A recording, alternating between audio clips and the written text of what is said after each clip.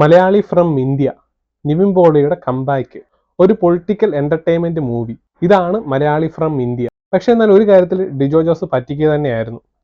അതായത് ഈ ഒരു പടത്തിന്റെ മലയാളി ഫ്രം ഇന്ത്യ എന്ന പടത്തിന്റെ ട്രെയിലർ ഇറങ്ങിയ സമയത്ത് ഇതൊരു ഒരു പക്ക എന്റർടൈൻമെന്റ് മൂവി ആയിട്ടായിരുന്നു വിചാരിച്ചുകൊണ്ടിരുന്നത്. അതായത് ഈ ഒരു സിനിമ എന്ന് പറയുന്നത് ടോട്ടലി ആദ്യം മുതൽ അവസാനം വരെയും ഒരു പക്ക എന്റർടൈൻമെന്റ്, ഒരു കോമഡി രീതിയിലുള്ള ഒരു കിഡിലെ മൂവി ആയിട്ടാണ് നമ്മൾ പ്രതീക്ഷിച്ചുകൊണ്ടിരുന്നത്.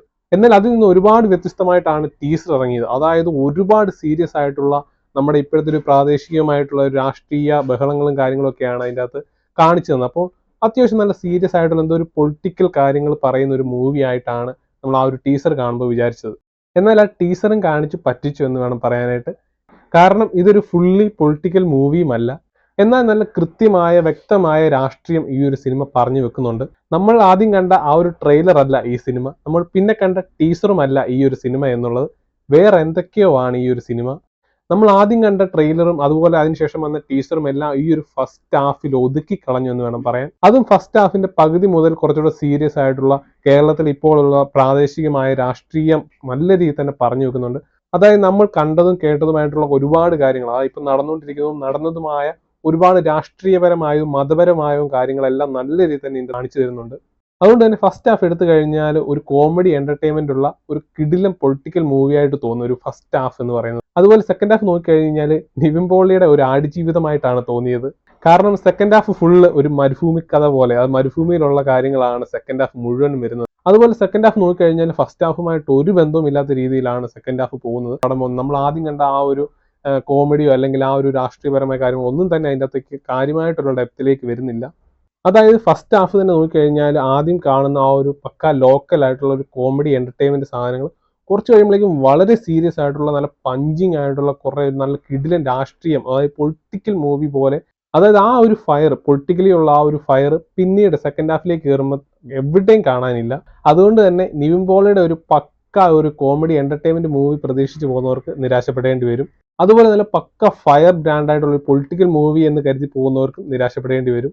അതായത് ഈ ഒരു പടം ടോട്ടലി എടുത്ത് നോക്കിക്കഴിഞ്ഞാൽ ഇതങ്ങനെ കാര്യമായ ഡെപ്ത് ഇല്ല, എല്ലായിടത്തു നിന്നും കുറച്ച് ഭാഗങ്ങൾ എടുത്ത് മിക്സ് ചെയ്ത് വെച്ച ഒരു പടം എന്ന് വേണം തോന്നിയത്. സെക്കൻഡ് ഹാഫ് നോക്കിക്കഴിഞ്ഞാൽ കുറച്ചുകൂടി റിലാക്സ് മൈൻഡിൽ ഇരുന്ന് കാണാൻ പറ്റിയ രീതിയിലാണ്. അതായത് ചെറിയ രീതിയിലുള്ള ഒരു എന്റർടൈൻമെന്റ് പോലെ, നമ്മൾ ഒരിക്കലും ലാഗ് അടിക്കുന്നില്ല, എന്നാൽ പോലും ജസ്റ്റ് നമുക്ക് ഓക്കെ എന്ന രീതിയിൽ നമുക്ക് കണ്ടിരിക്കാൻ പറ്റിയ രീതിയിലാണ് മരുഭൂമിയിലെ കുറച്ച് കാര്യങ്ങളൊക്കെ ആയിട്ട് പോകുന്നത്. പിന്നെ അവിടെ ഉണ്ടാകുന്ന നിവിൻ പോളിയും ഒരു പാകിസ്ഥാനിയും തമ്മിലുണ്ടാകുന്ന ആ ഒരു ബന്ധവും കാര്യങ്ങളൊക്കെയാണ് പിന്നീട് ഇതിൻ്റെ അത് കാണിക്കുന്നത്.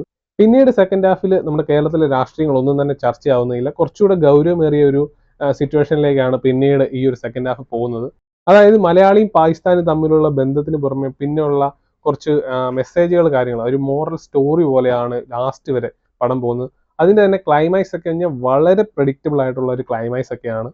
അതുകൊണ്ട് തന്നെ സെക്കൻഡ് ഹാഫ് ബ്യൂട്ടിഫുൾ ആണ് എന്ന് വേണം പറയാനായിട്ട്. അതൊരു വേറെ തലത്തിലാണ് ആ ഒരു സെക്കൻഡ് ഹാഫ് എടുത്തു വെച്ചിരിക്കുന്നത്. അതുപോലെ തന്നെ സെക്കൻഡ് ഹാഫ് കുറെ ഇമോഷണൽ സീൻസുകളും സെന്റി എല്ലാം കൊണ്ടുവന്ന് കരയിപ്പിച്ച് കളയുന്ന രീതിയിലാണ് സെക്കൻഡ് ഹാഫ് അവസാന ഭാഗത്തേക്ക് എത്തുമ്പോൾ തന്നെ. പിന്നെ നിവിൻ പോളിയുടെ ഒരു കംബാക്ക് എന്ന് പറഞ്ഞു കഴിഞ്ഞാൽ അത്യാവശ്യം നല്ലൊരു കംബാക്ക് തന്നെയാണ്. അതായത് നിവിൻ പോളിയുടെ പെർഫോമൻസിന്റെ കാര്യത്തിൽ ഒരു വിട്ടുവീഴ്ചയില്ല. നല്ല രീതിയിൽ തന്നെ തുടക്കം മുതൽ അവസാനം വരെയും ആ ഒരു ട്രാൻസ്ഫോർമേഷനും കാര്യങ്ങളെല്ലാം തന്നെ നല്ല പക്ക ആയിട്ട് തന്നെ ആ ഒരു കോമഡി രീതിയിൽ അല്ലെങ്കിൽ ആ ഒരു മെയ്വഴക്കവും കാര്യങ്ങളും എല്ലാം നല്ല രീതിയിൽ തന്നെ ചെയ്തിട്ടുണ്ട്. കൂടുതൽ ഓവർ ആക്ടിങ്ങോ കാര്യങ്ങളൊന്നും ഇല്ല. ആ ഒരു പടത്തിന് ചേരുന്ന അതേ രീതി തന്നെയാണ്, ആ ഒരു സെയിം കഥാപാത്രം തന്നെ അടിപൊളിയായിട്ട് തന്നെയാണ് നിവിൻ പോളി ചെയ്തത്.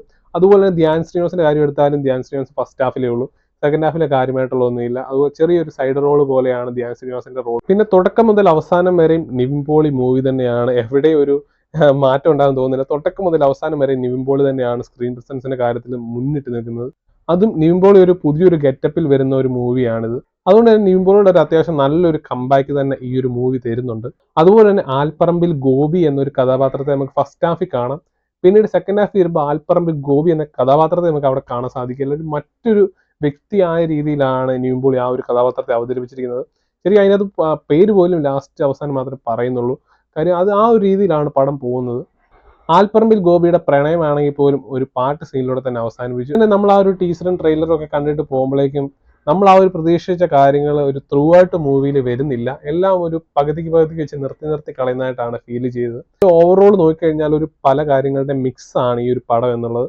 ടോട്ടലി കണ്ടിരിക്കാൻ പറ്റിയ ഒരു മൂവി തന്നെയാണ്. ഇതിൽ രാഷ്ട്രീയമുണ്ട്, അതുപോലെ തന്നെ കോമഡി ഉണ്ട്, എന്റർടൈൻമെന്റ് ഉണ്ട്, സീരിയസ് ആയിട്ടുള്ള നമ്മുടെ പ്രാദേശികമായ കാര്യങ്ങൾ ചർച്ച ചെയ്യുന്നുണ്ട്. അതുപോലെ തന്നെ കുറച്ച് നമ്മുടെ സൗഹൃദങ്ങളും അങ്ങനെയുള്ള കുറച്ച് റിലേഷൻഷിപ്പിനെ കുറിച്ചുള്ള ബന്ധങ്ങൾ, ഒരു മോറൽ, അങ്ങനെയുള്ള കാര്യങ്ങളെല്ലാം കൂടി ഒത്തിണങ്ങിയ ഒരു പടമാണ് ഈ ഒരു മലയാളി ഫ്രം ഇന്ത്യ എന്നുള്ളത്. പടത്തിന്റെ അവസാന ഭാഗത്തേക്ക് വരുമ്പോഴേക്കും നല്ലൊരു മോറൽ കൊടുത്തുകൊണ്ടാണ് ഈ ഒരു പടം അവസാനിക്കുന്നത്. അപ്പോൾ ഈ മലയാളി ഫ്രം ഇന്ത്യ എന്ന മൂവി നിങ്ങൾ തിയേറ്ററിൽ തന്നെ പോയി കാണുക. കണ്ടിട്ട് നിങ്ങളുടെ അഭിപ്രായം ഇവിടെ കമന്റ് ബോക്സിൽ കമന്റ് ചെയ്യുക.